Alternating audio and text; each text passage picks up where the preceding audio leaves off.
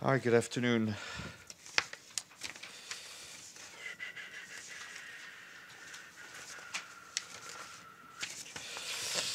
The Secretary General is on his last day of his visit to Washington. This morning, he was at the State Department where he met with the Deputy Secretary of State, John Sullivan. That comes after a meeting he had yesterday afternoon with the Secretary of State, Rex Tillerson. He also met just a short while ago with the Qatari Foreign Minister, Sheikh Mohammed bin Abdulrahman Al Thani. The Secretary General and the Foreign Minister had a good exchange of views. The Secretary General delivered and repeated his message that he has given to other parties dealing with the crisis in the Gulf, mainly that he strongly supports the Kuwaiti mediation efforts and hopes that they will lead to a progressive de escalation of the situation, gradually creating the conditions for meaningful dialogue to take place. The Secretary General is scheduled to fly to Switzerland from Washington this afternoon, where he will attend tomorrow the conference on Cyprus that is taking place in Côte, Montana. And just to recap the meetings the Secretary General had in Washington yesterday after the briefing, he met with the House Appropriations Chairman Rodney Frelinghuysen, and that was followed by a meeting with Senators Todd Young of Indiana and Jeff Merkley of Oregon, and then a separate meeting with Senators Marco Rubio, Chris Coons, Kirsten Gillibrand, and Bob Casey. And this morning you will have seen we issued a statement by the Secretary General on the closure of the UN operation in Côte d'Ivoire. That takes place tomorrow. The Secretary General congratulated the people and government of Côte d'Ivoire for their determination and efforts in turning the page of this crisis and conflict. He also paid tribute to all uniformed and civilian personnel who have served with the UN mission, expressing his profound respect for the memory of the 150 peacekeepers who lost their lives in the service of peace during the 13-year deployment of the UN peacekeeping mission. The Secretary General reiterated the commitment of the rest of the UN family present in Côte d'Ivoire to support the government with the implementation of outstanding reform activities with a view to ensuring that the hard-won peace can be sustained and the country and its people will continue to progress and thrive. And back here, the Committee on the Exercise of the Inalienable Rights of the Palestinian People began a forum today to mark 50 years of occupation of Palestinian territory. The Deputy Secretary General spoke at the event. Amina Mohammed read out a message from the Secretary General in which he said that ending the occupation is the only way to lay the foundations for enduring peace that meets Israeli security needs and Palestinian aspirations for statehood and sovereignty. It is the only way to achieve the unalienable rights of the Palestinian people, he said. He added that it is time to return to direct negotiations to resolve all final status issues on the basis of relevant UN resolutions, agreements, and international law. It is time to end the conflict, he said, by establishing an independent Palestinian state side by side in peace and security with the State of Israel. In her own remarks, the Deputy Secretary General said that some think that the situation can be managed. They are wrong, she said. It must be resolved. Real peace cannot be achieved without a just and lasting resolution. She recalled the Secretary General's remarks that there is no plan B. And the emergency relief coordinator, UN's emergency relief coordinator, Stephen O'Brien, briefed the Security Council on the humanitarian situation in Syria a short while ago. He warned that 13.5 million people in the country are caught in a protection crisis that threaten their lives on the daily basis. And we will have as our guest in a few minutes Kevin Kennedy, the regional humanitarian coordinator for the Syria crisis, who can go into more detail. And yes, as soon as we're done here. And from Iraq, our humanitarian colleagues are deeply concerned for the safety and well-being of civilians in the remaining Daesh-controlled parts of Iraq's western Mosul as military operations in the old city continue. Some 10,000 to 50,000 civilians are still inside the old city. Since the start of the operations in October, at least 15,000 people have been treated for trauma injuries. Nearly 900,000 people have been displaced from Mosul city since last October. People leaving western Mosul report deteriorating conditions, including unsafe water resources, due to notable potable water shortages as well as malnutrition. It's estimated that half of West Mosul's female population requires sexual or gender-based violence response services. Aid workers are providing emergency assistance, with 1.85 million people having received frontline emergency support, including food, water, and basic hygiene items. Partners are also distributing 6.4 million liters of water into Mosul city every day. And regarding Libya, the UN support mission in that country confirmed the safe return of UN staff to Tripoli following an attack yesterday on a convoy traveling from Sirmon to the capital, Tripoli. All are safe and accounted for. The mission reiterates its appreciation to the government of National Accord, the House of Representatives, members from Zawiya, and local authorities for securing the safe returns of our colleagues. And the UN mission in the Central African Republic says that clashes between local self-defense groups and members of the Muslim community in Zemio and Haute-Embu prefecture, unidentified armed elements also fired at MINUSCA peacekeepers this morning and yesterday in Zemio, but no injuries were sustained. About 85 displaced persons sought refuge in UNHCR premises nearby, while another 500 took refuge at a local church.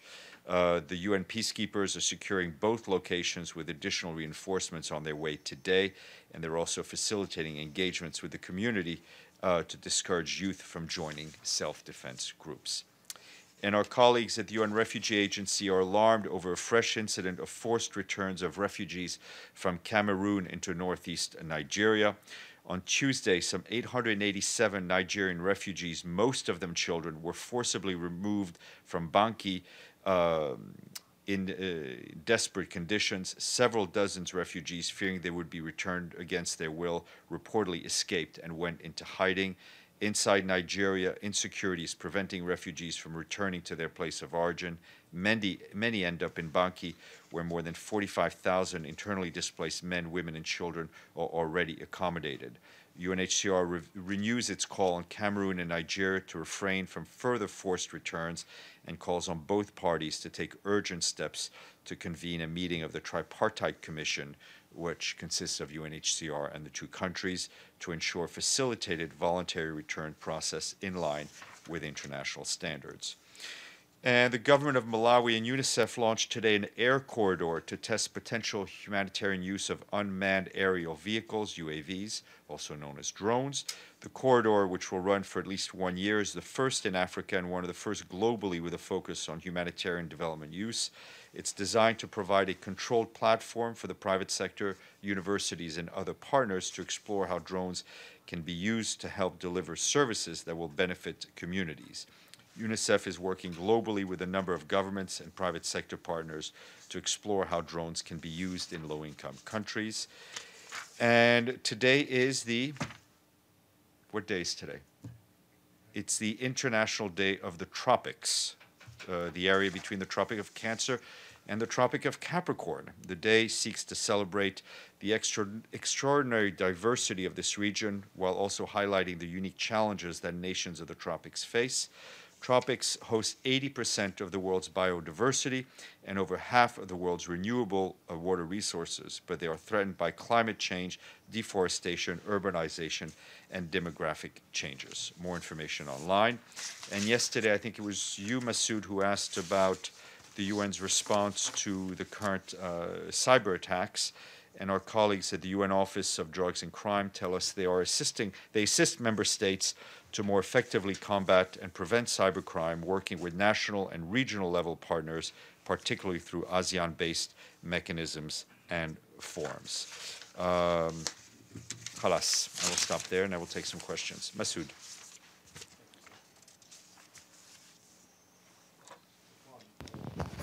There's a report saying that the Secretary General is suggesting the Secretary General is reluctant to mediate or to involve himself in this Qatari crisis because he fears that the Saudi and the coalition partners would withdraw from the United Nations.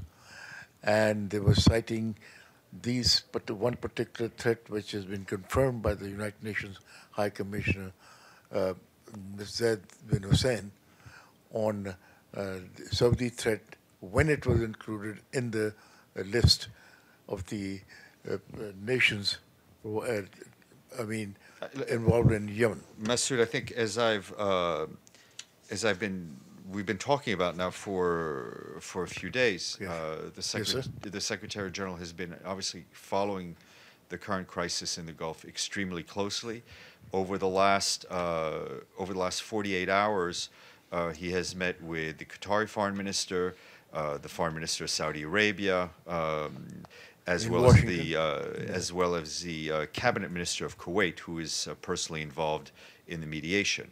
His message to all three is his support for the Kuwaiti initiative, which he hopes will lead to a de-escalation where a conversation and a dialogue can be initiated. So he is not afraid of getting involved in any way. His focus right now, the UN's focus, is on supporting the Kuwaiti efforts. Nonetheless, so can I ask you a follow-up question? Say that will the Secretary General, after the way things are going, the Saudis do not seem to budge on their demand.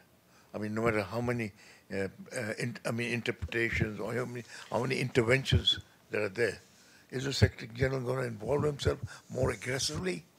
I don't know how much better to answer your question. I think to say that the Secretary General has not been paying attention, I think would be wrong. As I said, he's just met with 3 foreign ministers who are deeply involved in this, representing both sides of the issue, and he will continue to follow this very closely. Abdul Hamid. Thank you. As a follow-up, I mean, the deadline for these demands to be met is on the July 2nd. Mm-hmm. That means something could happen after July 2nd. I mean, the question we have been raising, would the SG put a note before the Security Council on this issue? I'm not aware of any efforts to put this for the Secretary General to raise Article 99 of the Charter. I think Secretary General has spoken out publicly on this matter, either directly or through me, and he's deeply aware of the risks that go beyond the region if this crisis is not resolved through dialogue. Thank you. As a follow-up, Stéphane, one of the demands is to close down Al Jazeera and all its related or affiliated channels. And that has something had to do with freedom of expression and freedom of opinion and freedom of the flow of information. And I think that should, instigate the UN to say something about that particular demand. Well, I think you've had different human rights bodies and mechanisms speak out as within their mandates, as is normal for them to do.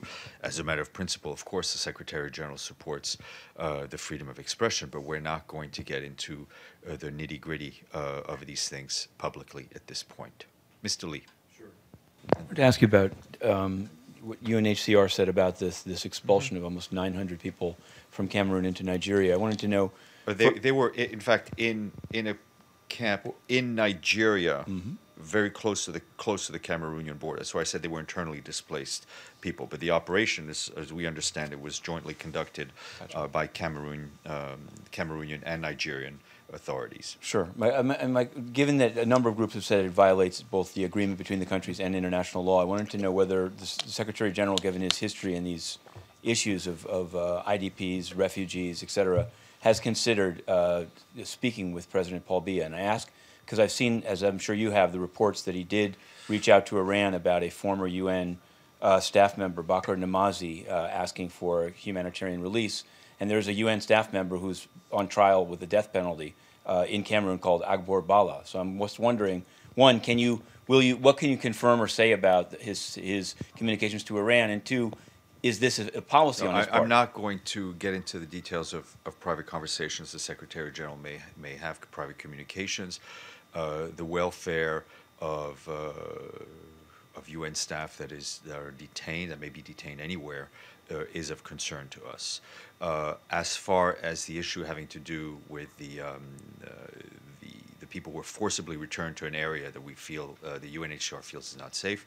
UNHCR is in the lead on this issue and continues to be for the time being. And do you have, obviously, you've seen on the peacekeeping budget and the reduction in from 7.9 to 7.3 $1 billion.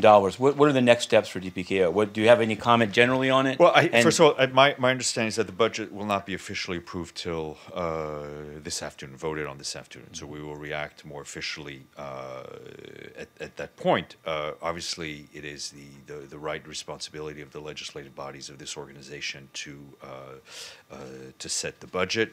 Once we see what actually has been voted on, we will take the appropriate measures to follow up and ensure that our mandates are fulfilled with the resources that are given to us. Can we get DPKO to come and do some briefing? We will have some sort of reaction afterwards. Mr. Klein.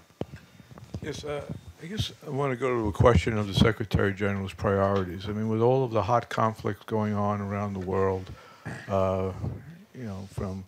from Yemen, Syria, Libya, and Africa, and so forth, why does he seem to be spending so much of his personal attention and time on the more than 40-year-old Cyprus conflict, which hasn't really resulted in any violence to speak of? Why is he devoting so much of his time and effort to that matter, and appears to be delegating to others the handling of more imminent crises around the world? First of all, I don't really agree with your analysis. I think the Secretary General has, as many of his predecessors, have involved themselves in the mediation negotiations over the positive resolve of conflicts at certain times when we are within striking distance. So I think it's important. Secretary General felt it was important to attend the conference on Cyprus. The effort to facilitate the talks are being led by Mr. Aide and Mr. Feltman. It's important for the Secretary General to be there, and if I think we'll obviously have to see what happens. But if his presence is critical to resolve this issue, it's important for him to be there. There are many crises throughout the world. Obviously, some have caused more pain and destructions to civilians than others. But I think we also have to look at it from the point of those who are living these crises. The Cyprus issue has been going on, as I said, for a long, long time. There's been an absence of open conflict, which is welcomed, but it doesn't mean that there hasn't been human tragedy and human pain for the inhabitants of the island. And if the Secretary General's presence can help finally resolve this conflict and sew up old wounds, then I think it's a good use of his time. He's also able to multitask and has been staying in touch with envoy on all sorts of other crises, and when his physical presence is necessary, he will be where he needs to be. Follow up on Cyprus. Which outcome he is expecting about this new round of talks, especially for the security and the guarantees? Listen, I'm not going to get into the details. The talks are in high gear and going on as we speak in Montana. Mr. Aide, Mr. Feldman spoke to the press yesterday. The Secretary General is on his way. Obviously, we would like to see the situation resolved, but I'm not going to get into preemptive details at this point. Pam. Thanks, Steph. Do you expect, just to follow up on the travel, the Secretary General to go to any of the countries where there is a peacekeeping mission, or Darfur, any of those areas? Do you have any projections on that? And has he gotten it, a separate issue, has he gotten any feedback from the House Appropriations Chairman on budget, on how they see any readout on that? I think the talks with House leaders, with Senate leaders have been very productive. As we've said, it's an ongoing conversation. It's a chance for him to have some in-depth conversations about the U.S. involvement in the UN, the need for sustained U.S. involvement, for him to answer questions about UN reform and other issues. It's a conversation. Obviously, the legislators will decide on the budget and what impacts the UN, but I think it was important for the Secretary General to be there and to continue and have sustained conversations with them. And just a quick... And I know nothing on travel to announce. Okay, and quick, timetable. Do you have any timetable or sense of when this new Office of Counterterror starts up, when the new Undersecretary General arrives? It's been approved. Maybe Fahan will come in with a note to tell me exactly when he's supposed to be here, but he's been named, so it's a matter of logistics. So July, August. It's a matter of logistics more than anything else. I don't know. Abdelhamid. Thank you. I have a few questions. First, it has been announced in Israel that the Secretary General would be visiting Israel in August. First, do you confirm that? And if it's so, would he be visiting Gaza as well? Well, we always, this is not the first time that others announce the travels of the Secretary General. I would ask for reference to wait until announcements of the Secretary General's travel are made by his office, most likely me. My question also is about IOM. I think you mentioned in your briefing saying the UN Refugee Agency, and it has been referred to as such.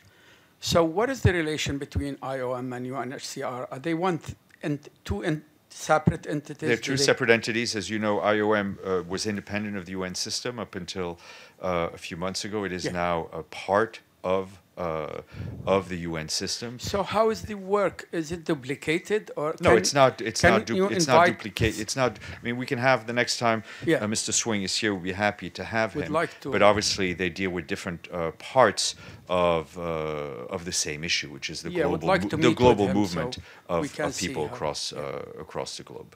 Thank you. Matthew, and then Masood. Just some court case questions, but I just wanted to know: is the Secretary General the Cyprus talks? Are they going on over the weekend? Is he going? How many days does he plan to participate in? Let's get him there, and then we can talk about when he leaves. Will we talk about it? Go ahead. Okay. Next question. What I wanted to ask is, I'm sure you've seen the decision in The Hague by a Netherlands appeals court of confirming that the partial responsibility of the Dutch battalion of UN peacekeeping in the deaths in Srebrenica. And people are angry because it's reduced the damages to 30%. It's basically saying they might have been killed otherwise. But what is the UN's response, given that the Dutch battalion was in fact a UN peacekeeping battalion? What's been learned to it, and what do you have to say about that? Well, obviously we're aware. I think first of all, our thoughts need to be with the victims of the massacres that took place in Srebrenica, and with the relatives of the victims and the survivors, and all of those who perished in the atrocities committed throughout the former Yugoslavia. As you know, the UN was not a party to this court case, which was in a national court in the Netherlands. We will study the judgment carefully, but at this point we're not going to make any further comment, because my understanding, at least, is that it will be appealed to a higher court. And as you know, the UN issued years ago a rather exhaustive report on its failings, the organization's failings in Srebrenica. But isn't it not a party because it cited immunity early in the case? I mean, I've seen the lawyer even of this current case saying that's why the UN is not. Well, okay. The fact is that we're not a party. And just if I there are two related. One, there's a case also in The Hague against Royal Dutch Shell by it's called the Ogoni 9, but it's a case basically tying corporate responsibility to a military crackdown. Separately, there's a case now just begun against the Banque Nationale de Paribas about the Rwanda genocide. I don't expect you could say, obviously, these are not UN related, but since both seem to be members of the UN Global Compact, I wanted to know, does the UN track such high-profile human rights corporate cases, and if so, what are the institutions expected to respond? My understanding is that these cases are all ongoing, and the Global Compact, as you know, has a mechanism to deal with its own members. So I will leave it at that. Okay, Masood. Thank you, Stéphane. Stéphane, there's a report that says that Israel has prosecuted more than 5,000 Palestinian children. Presently, according to United Nations figure, there are about 354 children in Israeli jails. Can you tell us, have you had any conversation with the Israeli authorities to release them? I think you raised this issue before, and I had nothing new to add. Olga, did you have your hand raised? Did I answer your question? Because you answered my question. Okay. All right. Then we'll get to Mr. Kennedy, if you can come up. Thank you. On the Burundi thing, have you run the names through? Yeah, I just want to know whether as soon as I have something on it, I will share it with you.